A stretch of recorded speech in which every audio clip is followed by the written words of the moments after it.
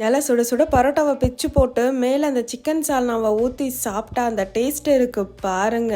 இதுக்காக நம்ம ஹோட்டல் தான் போகணும்னு அவசியம் இல்ல, வீட்லயே சூப்பரா செய்யலாம். எப்படி செய்யறதுன்னு பார்க்கலாமா? 4 டேபிள் ஸ்பூன் எண்ணெய் ஊத்திட்டு பட்டை வகைகள் எல்லாமே சேர்த்துக்கோங்க. இதுல நான் கல்பாசி மறந்துட்டேன், நீங்க மறக்காம சேர்த்துக்கோங்க. இப்போ இதுல 2 பெரிய சைஸ் வெங்காயம் குட்டி குட்டியா கட் பண்ணி வச்சிருக்கேன், சேர்த்துட்டு 2 பச்சை மிளகாய் சேர்த்துக்கலாம். 2 மீடியம் சைஸ் தக்காளி சேர்த்து அதையுமே நல்லா வதக்கிட்டு 1 ஸ்பூன் இஞ்சி பூண்டு பேஸ்ட் போட்டு அதையுமே நல்லா வதக்கிக்கோங்க. ஒரு கைப்பிடி அளவுக்கு புதினா போட்டுட்டு 1 ஸ்பூன் வெறும் மிளகாய் தூள், 1 ஸ்பூன் தனியா தூள், 1/2 ஸ்பூன் அளவுக்கு கரம் மசாலா, 1/4 ஸ்பூன் அளவுக்கு மஞ்சள் தூள், இது எல்லாத்தையும் போட்டு 1 நிமிஷம் போல வதக்கிக்கலாம். மிக்ஸி ஜார்ல 2 கைப்பிடி அளவுக்கு தேங்காய், 1 ஸ்பூன் அளவுக்கு கசகசா, கொஞ்சம் முந்திரி பருப்பு, அது கூடவே சோம்பு சேர்த்துட்டு இந்த மாதிரி அரைச்சு எடுத்து வச்சுக்கலாம். மசாலாலாம் நல்லா வதங்கினதும் சிக்கன் சேர்த்து நல்லா வதக்கிக்கோங்க. தேவையான அளவுக்கு உப்பு போட்டுக்கோங்க. இப்போ நம்ம அரைச்சு வச்சிருந்த பேஸ்ட் இதுல சேர்த்து ஒரு 2 நிமிஷம் போல நல்லா எண்ணெய் பிரிஞ்சு மேல வர வரைக்கும் குக் பண்ணிக்கோங்க. 1.5 கிளாஸ் அளவுக்கு தண்ணி ஊத்திட்டு நல்லா கொதிக்கும் போது குக்கரை க்ளோஸ் பண்ணிடலாம். 3 விசில் வந்துட்டு பிரஷர் ஃபுல்லா போனதும் கருவேப்பிலை கொத்தமல்லி எல்லாம் போட்டு மிக்ஸ் பண்ணி இறக்குனீங்கன்னா ஒரு சூப்பரான சிக்கன் சால்னா ரெடி. டேஸ்ட் அட்டகாசமா இருக்கும். ஸோ கண்டிப்பா ட்ரை பண்ணுங்க. மறக்காம நம்ம சேனலை சப்ஸ்கிரைப் பண்ணிக்கோங்க. பாய்.